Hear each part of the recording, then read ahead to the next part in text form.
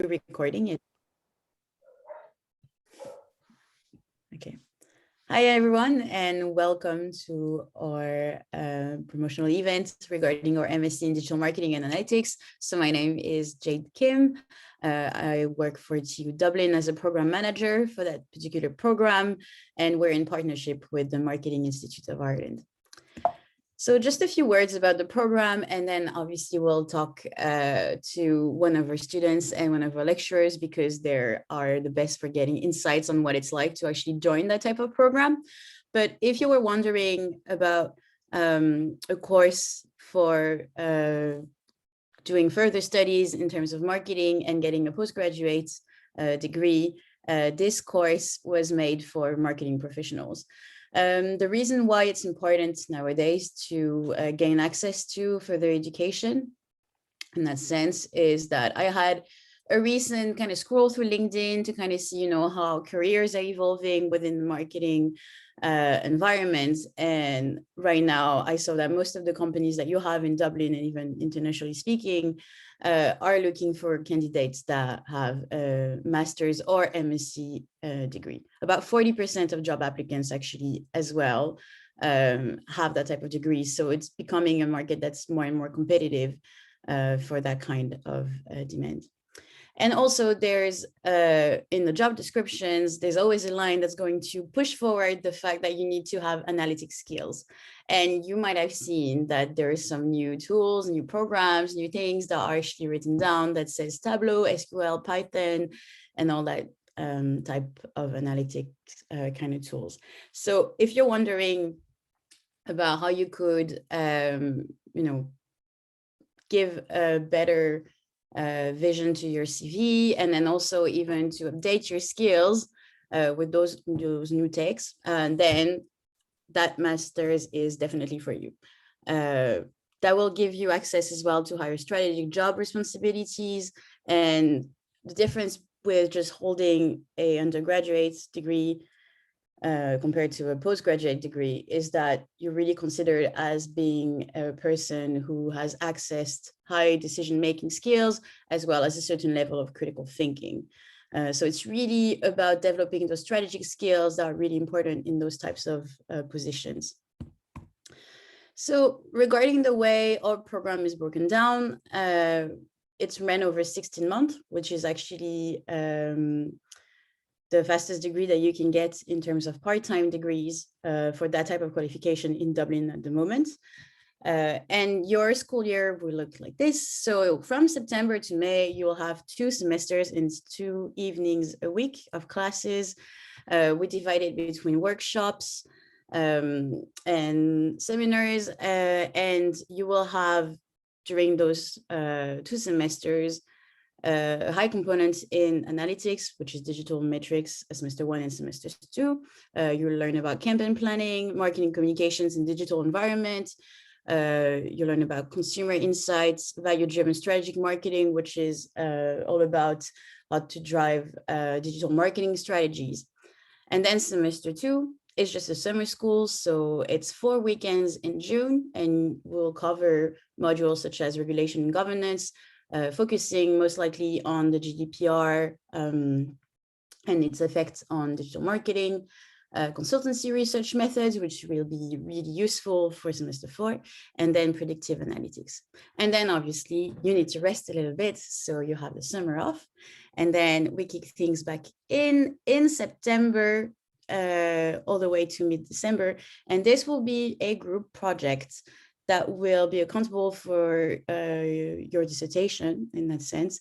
But because this is a course that's for marketing professionals and people who are already employed, we really wanted to be focusing on the industry and how everything that you've learned throughout the year is going to be applicable to a consultancy research project. So it's made in groups. You receive a briefs from a company that's usually located around Dublin, but we also had international types of clients.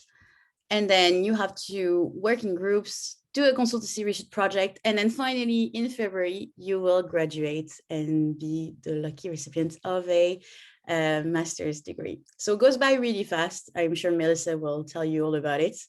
But I'm happy to be joined today with one of our lecturers, Amy Tumelty, and then one of our current students, Melissa. So I'll let you introduce yourselves before I ask questions about your own experience with the program.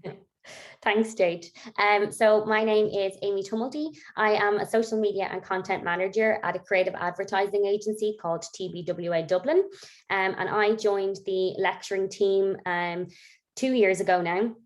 And so I teach on the digital metrics and analytics module alongside Niall Minto. And what's great about that is that Niall is really able to kind of focus on the academic and implementation side of data metrics and analytics. And then I'm able to kind of bring my practitioner's view to the module. So what I teach is really, how to use digital metrics and analytics on a daily basis, how they're actually implemented in real life projects. And we also get the opportunity to work with some live clients too, which is great. And we have over the past 2 years worked with a number of big organizations, and we're able to kind of bring that to the classroom and allow the students to really get that kind of live experience of working with big companies, and also, how to, I suppose, analyze data and its importance as well. Melissa, I'll let you introduce yourself. Thanks a million, Amy. So my name is Melissa Dunne, and I'm currently a student on the MSc programme, and I was the MII scholarship recipient for 2020. When I'm not spending most of my time with the head in the books or on screens as it was for COVID because everything was online, I work for Repak as marketing and communications executive, and I get to do everything from digital marketing management across social media, kind of Google ads, right down to your traditional kind of strategy-based campaigns, national campaigns across outdoor, radio, digital, and everything like that. For those of you that don't know what Repak is, we're Ireland's leading environmental not-for-profit organisation, and our members are responsible for funding the recycling and recovery of packaging they place in the market. So we have some really big members like Pennies, Lidl, Aldi, Tesco, right down to your small retailers like your Galas and your Maxalls. And it's really great to see kind of smaller organisations, especially since COVID, come on board and make sure that their impact on the environment is measured. And I suppose being an MSc student on this, getting that critical and level thinking has really made me make better decisions in my work life. So that's a little bit about me for now. Great, thank you, Amy and Melissa. I'm excited to hear about your impressions on the program. So I will just start with this question. So why should you study on the MSc in digital marketing and analytics? What made you actually, join this program? Well, I suppose for myself, when I had gone on the job hunt, like after college, and I had gotten my bachelor's degree, seeing the high level that people had either gone straight into studying after they got that degree or went down to get a bit of like work industry experience, I always knew I would go back to get that master's, because it does define you in terms of job profiles. As Jade mentioned with LinkedIn, you'll see everybody scrolling up and down, and it is number one on your feed when you look with any recruiter. So it's essential to have. But I think in the marketing environment that we're in now, with your advertising spend being so heavily monitored by every department, especially when it was cut back during COVID, having the digital metrics and analytics and being able to have that measurability and show what your return on investment is very, very important. And that was one of my main kind of reasons for going for the MSc. Also, it just helps broaden out your critical thinking in that, like, strategy is so important. And when you're at the kind of mid-level, you need to be able to look at a campaign or do your post-campaign analysis and say, look, this worked, this didn't, and I can bring that on. And everything that I've learned on the course so far, from every different type of model, like consumer insights, right through to the VDSM, even the consultancy and research methods, and then with GDPR as well, and regulation and governance, it's also relevant in that kind of practical environment. So I suppose if you're a marketing professional wanting to stay on top of your game, it's very essential that you kind of keep up to date with a course like this. Brilliant. And I suppose it was really interesting for you as well to kind of be able to apply straight away in your work environment, what you were looking at in class as well. And Amy, actually, it's quite interesting because Amy was also with TU Dublin, but as a full-time student, and now she's on the other side, teaching, as well as being a marketing professional, also teaching on the part-time program. So I'd be interested to know what you think about this particular program and why it was important for you with your own marketing work. Absolutely. Well, I think even, it's in the title, digital marketing. What I always say, classic marketing doesn't exist anymore. And in order to be a successful marketer, you have to have that digital marketing experience. So I have my degree in marketing and a master's in digital marketing.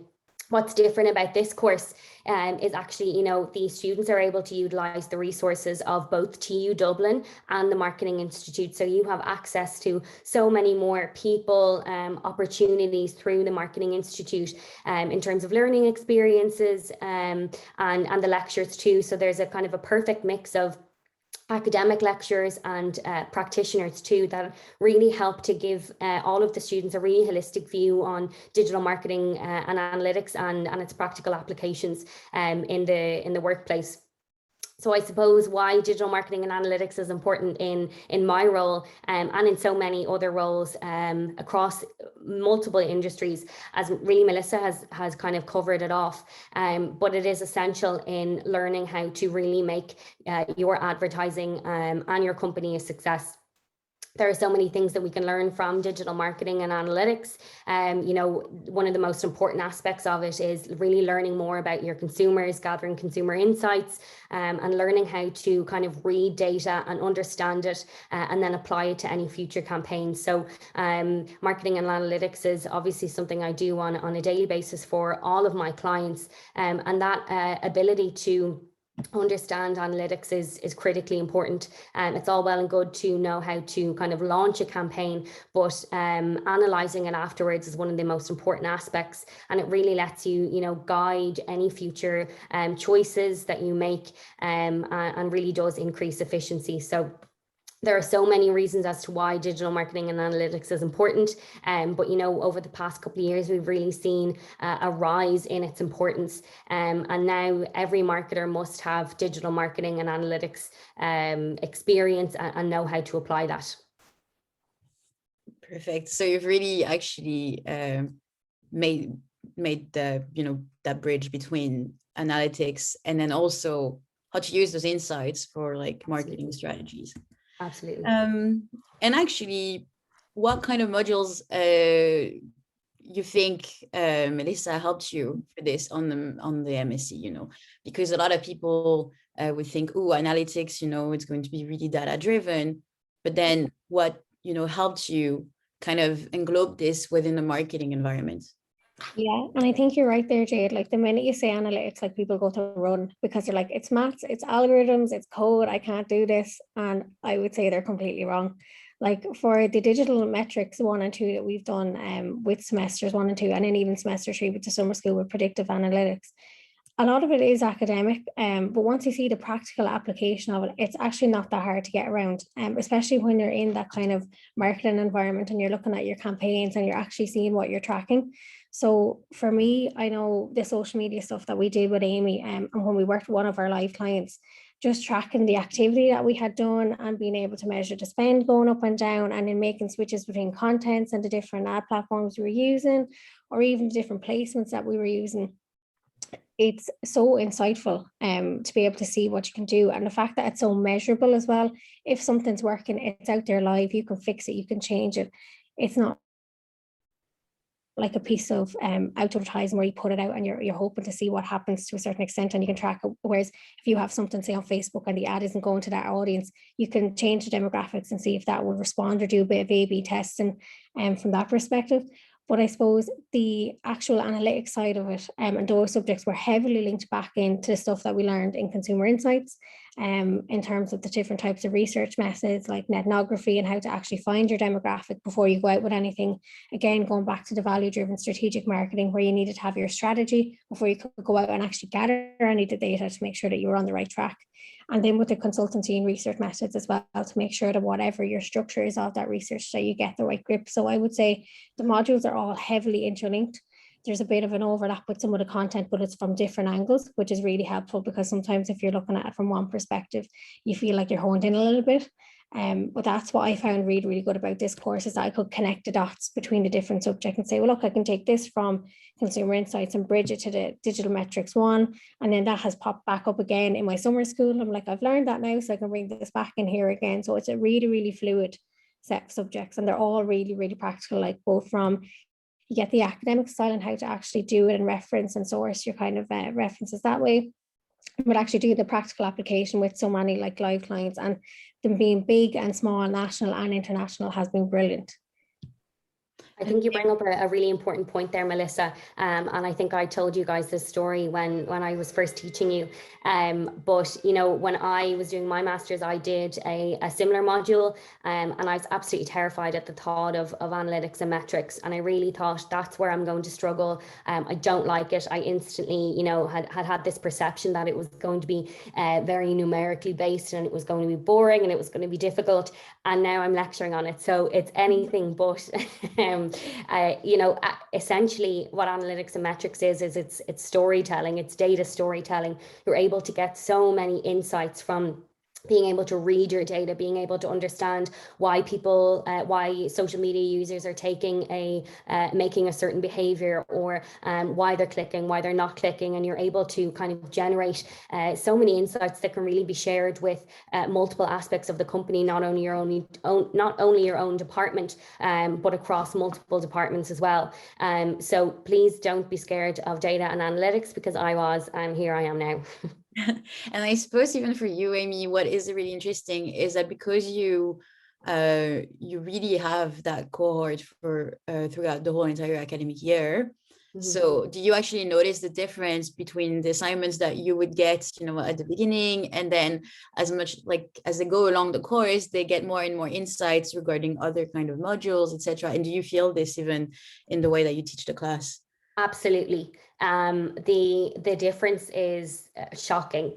You know, when we come towards the end of the year, I actually love reading the assignments, because the students are all able to bring such amazing ideas, insights, and findings forward, that it's great to be able to see that level, that they've increased their ability so much in the modules.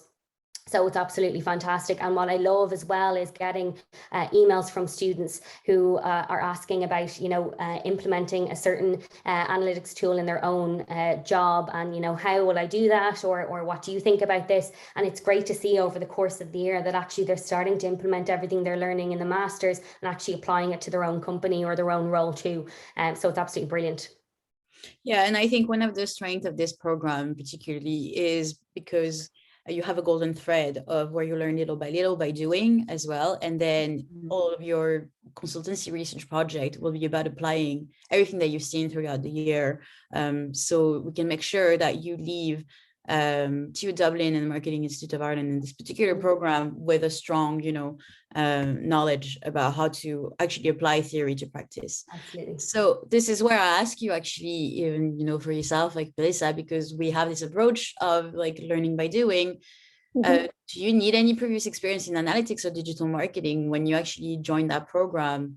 And you even kind of touched a bit on this. Yeah. We're a bit scared of the analytics part. Exactly. I would say no, because the course starts from a foundation level of even marketing practice of what kind of strategies you need, and even some of the fundamental frameworks like SOSTAC, your race plan framework, and analytics as well. Like they take it from the base up, because your understanding has to be so grounded in terms of how you look at the data first, figuring out what data you need and where it kind of goes from there, and following that process.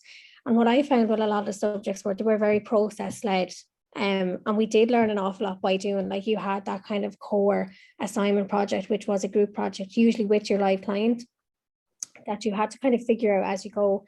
And then as well, you have, like, we had a great team. Like I couldn't fault the lecturing staff that we had, the group that I was in, and my fellow peers in the class, that we were bouncing questions off each other all the time. Like the WhatsApp just never left. It was going constantly last year for like the whole time.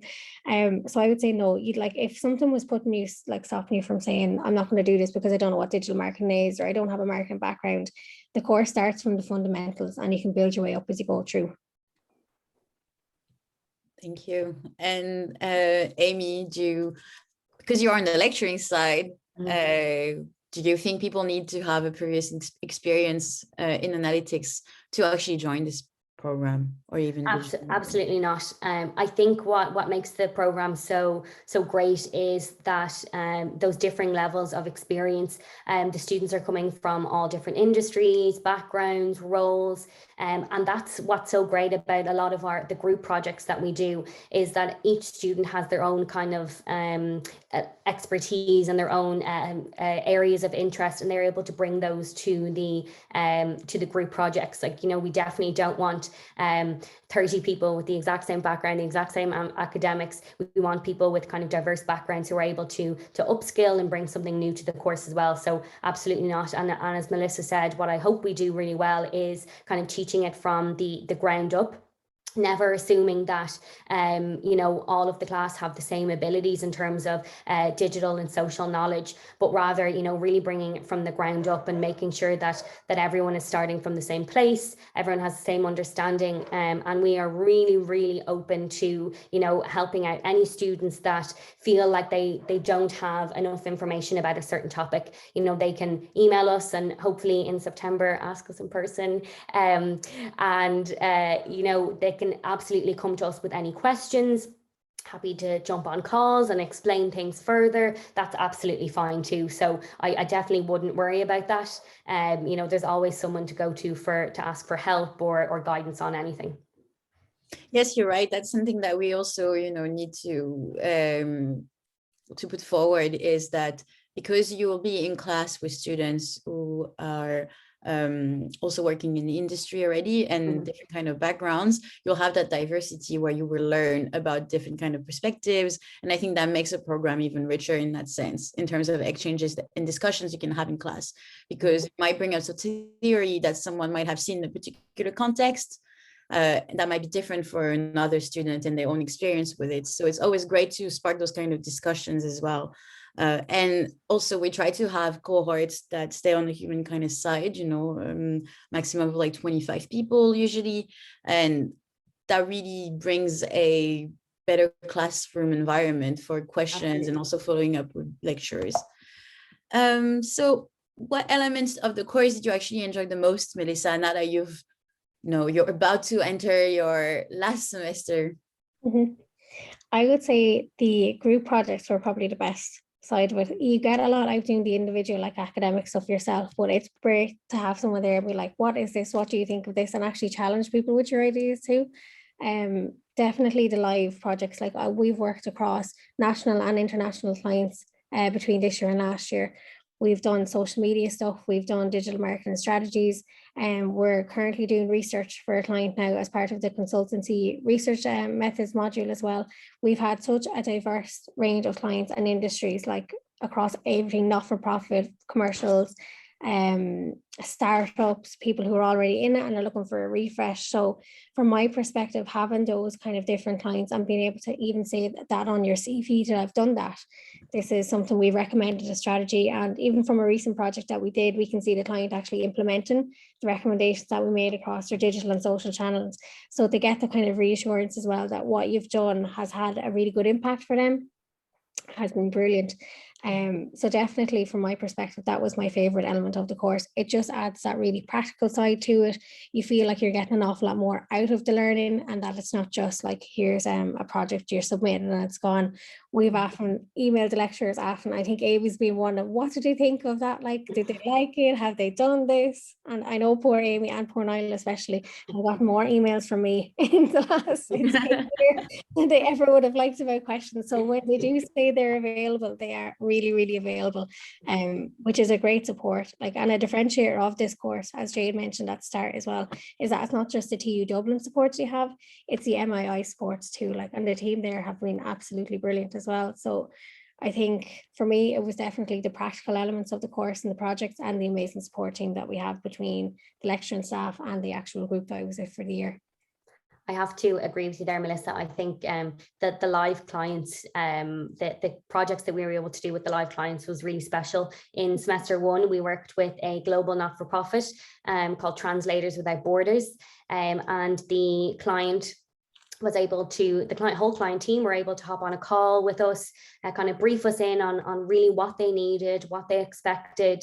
And it was just a fantastic project to work on, and, you know, seeing their passion for what they do, and then seeing the students actually respond to that with fantastic ideas on how to build a really comprehensive digital strategy to help Translators Without Borders to reach their goals was absolutely amazing. So I think that live client experience is incredibly important, especially if you are someone who's joining the course and potentially looking for new opportunities afterwards. Having those live client, that live client experience on your CV is not something that you get in absolutely every course. And you're able to say that, you know, I worked with a real life company and I was able to change this, or I was able to guide them in terms of their digital strategy. So that experience is invaluable. Perfect. So what are your top tips actually for managing working full-time and studying part-time? Because I know for a lot of our students, you know, going back to education represents quite a commitment, and people think, oh, can I do all at once, which is working full-time during the day and then going back to school in the evening? I would say buy a big packet of sticky notes. That was my first thing I did. To try to keep track of everything. Like, we have a running joke in my house, me and the sticky notes, like on a big pad on the back of the wall. You're lucky you can't see them today with everything I have to do. But definitely I would say, just given the last year that we had it online as well, like it was a lot easier to kind of dip in and dip out, or log off work and log back on. So that made a huge difference. But just plan a schedule to block off that time that you need. Like, you will have your class time for when you're in on the Tuesdays and the Thursday evening. So just try staying as engaged as possible as you can while you're in those classes. Try take good notes in that, like, you will have the PowerPoint decks all the time. The lecturers will always put them up in Brightspace after. So don't panic if you can't copy everything down off the slides. Just try and make your own keynotes as you go along. That's what I found really, really good.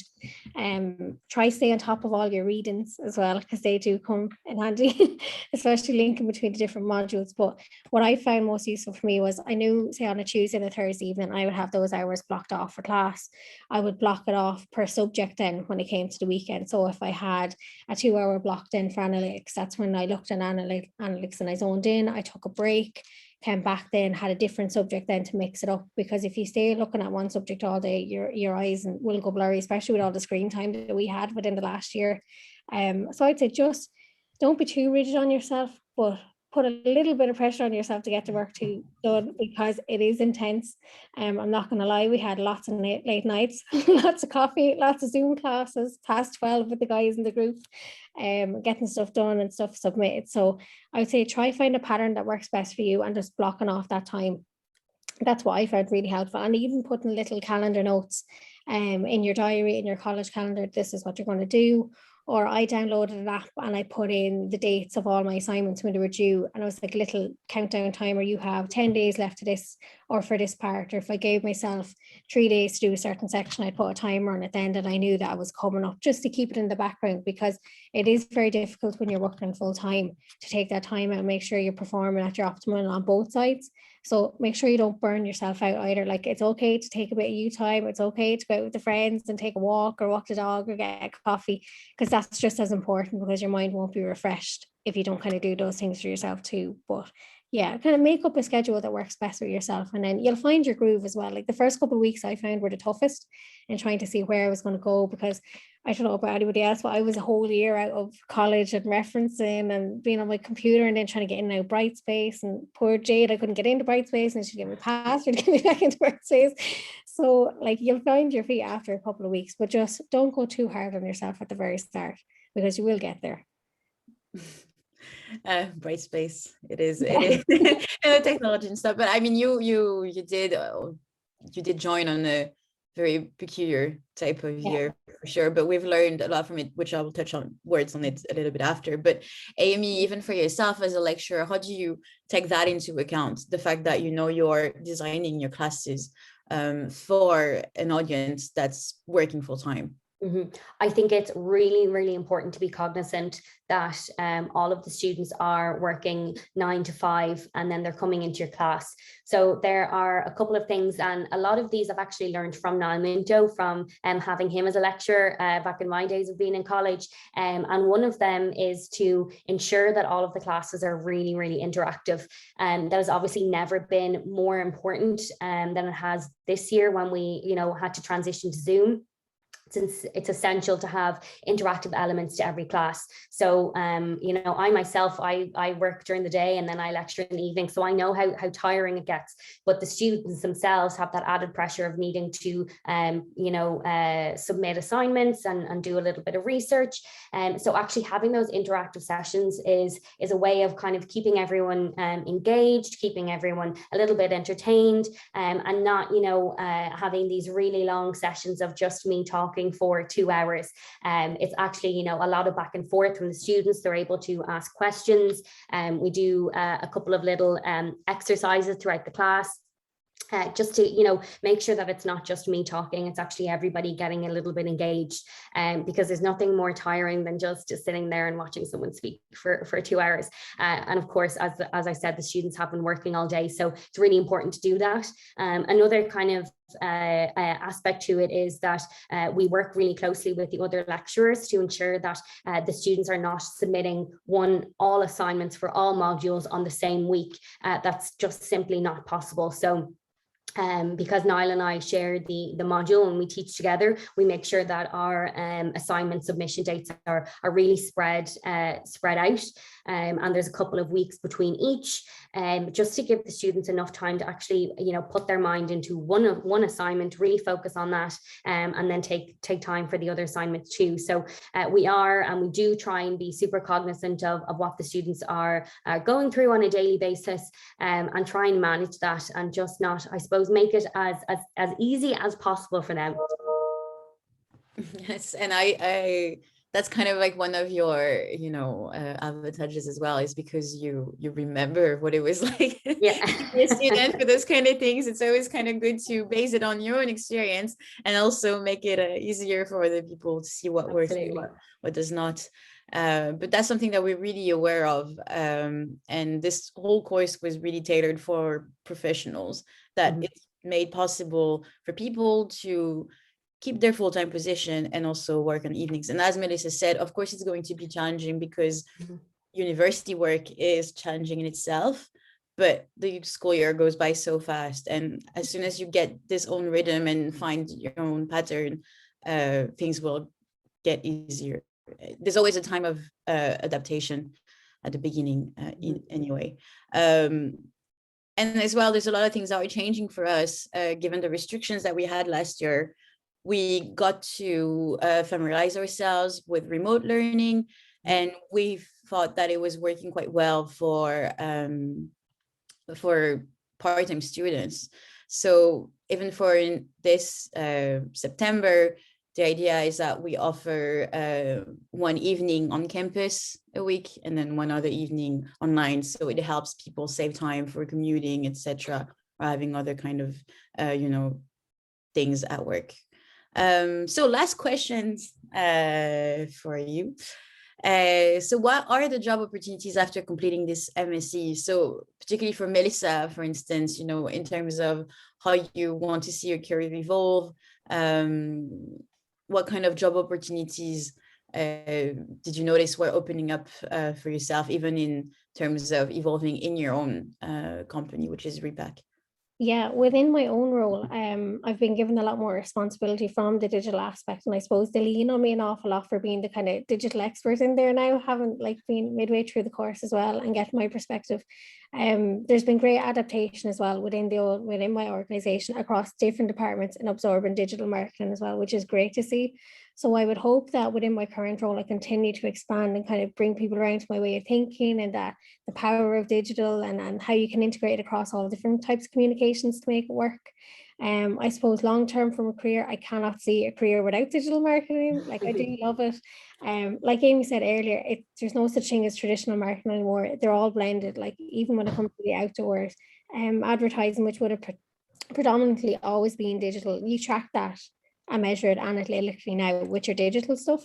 So definitely down the road, I will probably be in a very analytics heavy role, I would hope. Somewhere maybe down the social media side or research side, because they were my favorite modules for this year.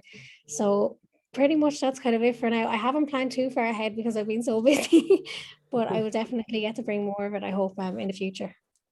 And that's what we wish for you, for sure.